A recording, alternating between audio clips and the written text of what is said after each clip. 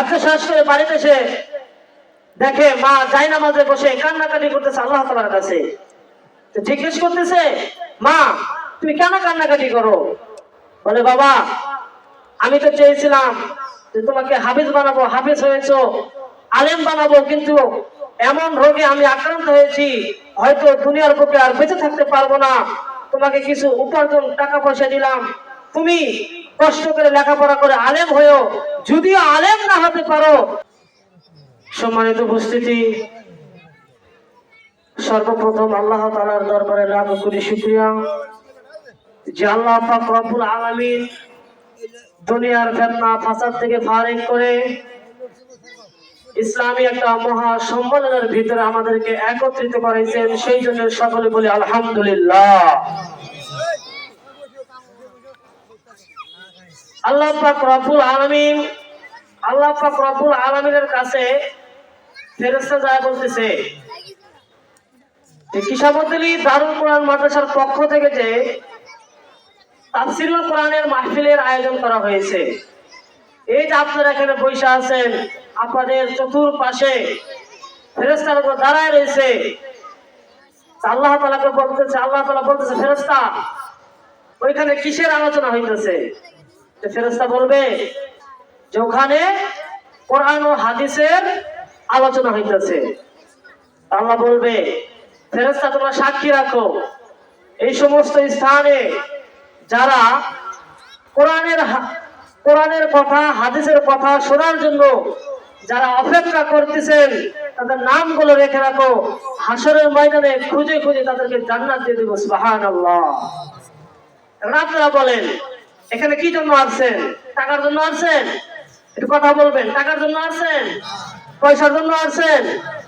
এখানে আপনারা ঘুম নষ্ট করে প্রচন্ড শীতের ভিতরে এখানে আসার একটাই কারণ হলো একমাত্র আল্লাহ তাআলার ভালোবাসা পাওয়ার জন্য। কথা ঠিক না? আল্লাহ তাআলার ভালোবাসা কিভাবে পাবো? আল্লাহ তাআলার জান্নাত কিভাবে আমরা অর্জন করব? আল্লাহ তাআলা আমাদেরকে সৃষ্টি করেছেন আল্লাহ তাআলার ইবাদতের জন্য। দুনিয়ার ভিতরে যদি আমি আপনি আল্লাহ তাআলার ইবাদত গুলো নবী করিম সাল্লাল্লাহু আলাইহি সাল্লামের সুন্নাত অনুযায়ী করতে পারি, তাহলেই মৃত্যুর পর আপনার আমার জন্য রয়েছে জান্নাত। আল্লাহ তাআলা আমাদেরকে এই জন্যই সৃষ্টি করেছেন যেন বান্দা দুনিয়ার বুকে আমি আল্লাহ তাআলার ইবাদত করি।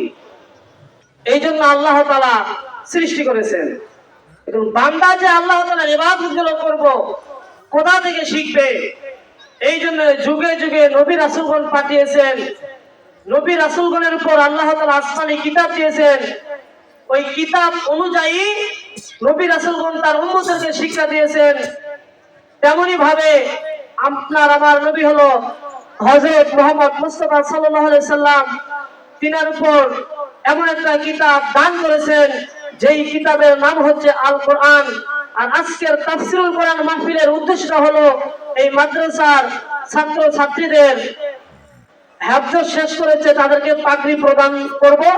এই উপলক্ষে আজকে তাফসীরুল কোরআন মাহফিল। নবী করিম সাল্লাল্লাহু আলাইহি সাল্লামের উপর যে কোরআন শরীফ নাযিল হয়েছেন, নবী করিম সাল্লাল্লাহু আলাইহি সাল্লাম ওই কোরআন অনুযায়ী আমাদেরকে শিক্ষা দিয়েছেন, সাহাবায়ে কেরামকে শিক্ষা দিয়েছেন।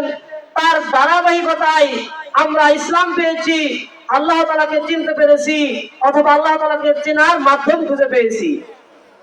মূল কথা হলো, যেহেতু আল্লাহ তাআলা আপনাকে আমাকে মুসলমান বানিয়েছেন, আখির নবীর উম্মত হিসেবে কবুল করেছেন, তাহলে অবশ্যই আপনার আমার আল্লাহ তাআলার ইবাদত করতে হবে। কি করতে হবে?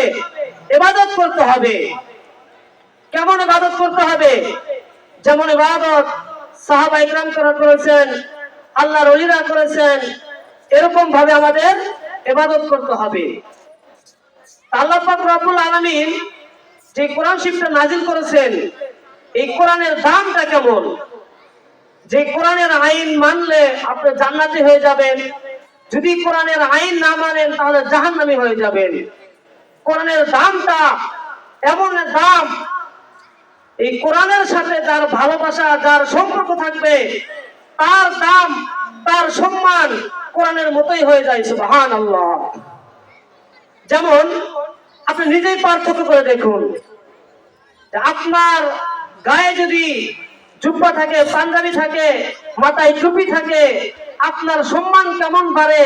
আর যাদের লেবাসগুলো সুন্নত অনুযায়ী হয় না, তাদের সম্মান কেমন হয়, দুনিয়াতে আমরা বুঝতে পারি।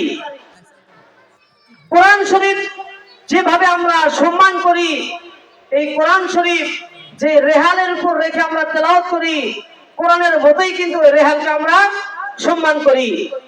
এই জন্য নবী করিম সাল্লাল্লাহু আলাইহি সাল্লাম বলেছেন, আল মারু মা মান আহাব্বা ইয়াউমাল কিয়ামা, যার সাথে আপনার মহব্বত হবে তার সাথে আপনার কিয়ামত হবে, হাসর হবে। এই জন্যই আমার সংক্ষিপ্ত সময় দেওয়া হয়েছে, আমি এখানে শুধু আপনাদের কাছ থেকে দোয়া নেওয়ার জন্য বসেছি। যেটা বলতে চাইছি, আপনার আমার বেশির চেয়ে বেশি কোরআনের প্রতি মহব্বত রাখতে হবে, কোরআনের প্রতি ভালোবাসা রাখতে হবে, কোরআনকে আপনার আমার বুকে নিতে হবে। আপনি যদি নিজে কোরআন শিখতে না পারেন, নিজে যদি কোরআন তেলাওয়াত করতে না পারেন, তাহলে আপনি কি করবেন? আপনার ছেলে সন্তান, নাতি নাতনি, আপনার আত্মীয় স্বজনকে মাদ্রাসায় দিয়ে দিবেন, কোরআন শিক্ষার ব্যবস্থা করে দিবেন। যদি তাদেরকে আপনি কোরআন শিক্ষার ব্যবস্থা করে দিতে পারেন, তাহলে এর উসিলায় আল্লাহ তাআলা জান্নাত দিয়ে দিবেন। সুবহানাল্লাহ। ছোট্ট একটা ঘটনা, এক মহিলা, তিনি, তার আশা ছিল যে হাফেজা হবে, আলেমা হবে, কিন্তু হতে পারে নাই। তো তিনি নিয়ত করছিলেন যে আমার গর্ভে যদি সন্তান হয়, তাহলে সন্তানকে আমি হাফেজ বানাবো, আলেম বানাবো। আল্লাহ তাআলা তার গর্ভে সন্তান দিয়েছেন, সন্তান দুনিয়ার বুকে ভূমিষ্ঠ হয়েছে। যখন একটু বড় হয়েছে, সন্তানকে ডাকতে বলতেছে, বাবা, আমার তো অনেক ইচ্ছা ছিল আমি হাফেজা হব, আলেমা হব, কিন্তু হতে পারিনি। আমি নিয়ত করছি তোমাকে কোরআনের হাফেজ বানাবো, তোমাকে আলেম বানাবো, তুমি কি বলো? তো ছোট্ট ছেলে বলছে, মা অবশ্যই ঠিক আছে, আমাকে তাহলে মাদ্রাসায় ভর্তি করিয়ে দিন। মা মাদ্রাসায় ভর্তি করে দিয়েছে। গরিব ছিলেন, কষ্ট করে বাচ্চাকে লেখাপড়া করাইছে। দীর্ঘদিন যাওয়ার পর ওই বাচ্চাটা কোরআনের হাফেজ হয়েছে। হাফেজ শেষ করে বাড়িতে এসে দেখে মা জায়নামাজে বসে কান্নাকাটি করতেছে আল্লাহ তাআলার কাছে। জিজ্ঞেস করতেছে, মা তুমি কেন কান্নাকাটি করো? বলে, বাবা, আমি তো চেয়েছিলাম যে তোমাকে হাফেজ বানাবো, হাফেজ হয়েছো, আলেম বানাবো, কিন্তু এমন রোগে আমি আক্রান্ত হয়েছি, হয়তো দুনিয়ার বুকে আর বেঁচে থাকতে পারবো না। তোমাকে কিছু উপার্জন টাকা পয়সা দিলাম, তুমি কষ্ট করে লেখাপড়া করে আলেম হয়েও, যদিও আলেম না হতে পারো, অসৎ কাজে তুমি যাইবা না, সৎ পথে থাকবা, সৎ পথে ব্যবসা করবা। তো যাই হোক, ওই মহিলা মৃত্যুবরণ করছে। ওই ছেলে আর আলেম হতে পারে নাই, কিন্তু হাফেজ খোলার আগে একবার কোরআন শরীফ তেলাওয়াত করবে আমার জন্য।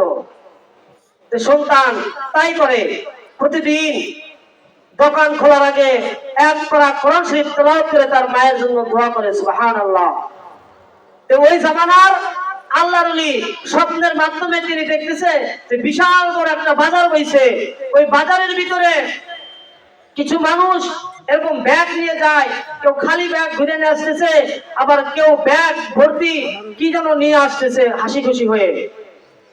আল্লাহর ওলি জিজ্ঞাসা করছে ওই মহিলাটাকে, হে বৃদ্ধ মা, আমি দেখলাম এই বাজারে লোকগুলো ব্যাগ নিয়ে যায়, আবার ফিরে আসে, কেউ হাসি মুখে আসে, কেউ মন বেজার করে আসে, কারণ কি?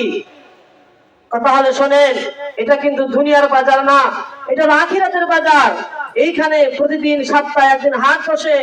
দুনিয়ায় যে সন্তানগুলো, যে মানুষগুলো তাদের মা বাবার জন্য দোয়া করে, তারা ওই দোয়াগুলো, ওই সবগুলো ব্যাগে করে নিয়ে আসে যে আমিও নিয়ে আসছি, আমার সন্তান দুনিয়ার বুকে রেখে আসি, আমার সন্তান আমার জন্য প্রতিদিন কোরআন শরীফ তেলাওয়াত করে, ওই সবগুলো আমি নিয়ে আসছি। তো ঘুম ভেঙে গেছে। ওই আল্লাহর ওলি সন্তানের জন্য এলাকায় খুঁজে দেখে যে আসলে যেই স্বপ্নগুলো দেখছে, এই স্বপ্নগুলো পুরাটুকুই বাস্তব হয়েছে।